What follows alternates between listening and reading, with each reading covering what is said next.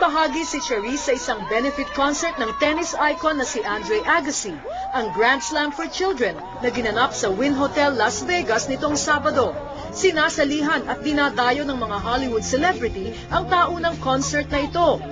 Bago nagsimula ang show, isa na namang pangarap ni Charisse ang natupad, ang makilala ang isa pa niyang idolo, si Mariah Carey. Napaiyak sa tuwa ang Pinay singing sensation nang yakapin ng pop diva. I'm very happy and I hope that I'm gonna sing with her soon. I wish.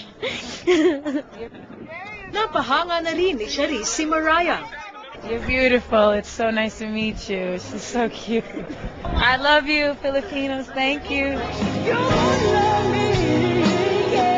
Kahanay niyang nag-perform sina Rod Stewart at Sheryl Crow. Pero ang bituin ni Charisse ang nagningning sa concert. Nag-standing ovation ang mahigit 2,000 nanood ng show bilang pagpupugay sa Pilipinang singer.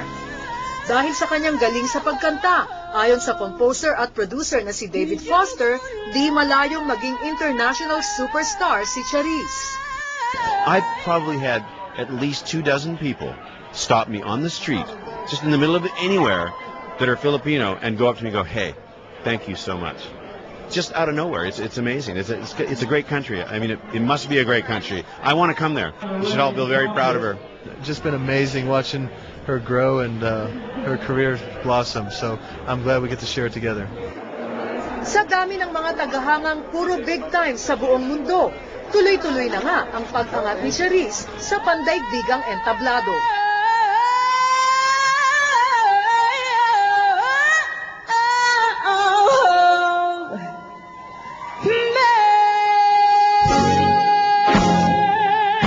Kasama si Beverly Llorente sa Las Vegas, Jing Reyes, Patrol ng Pilipino. Yan ang mga pagkakataon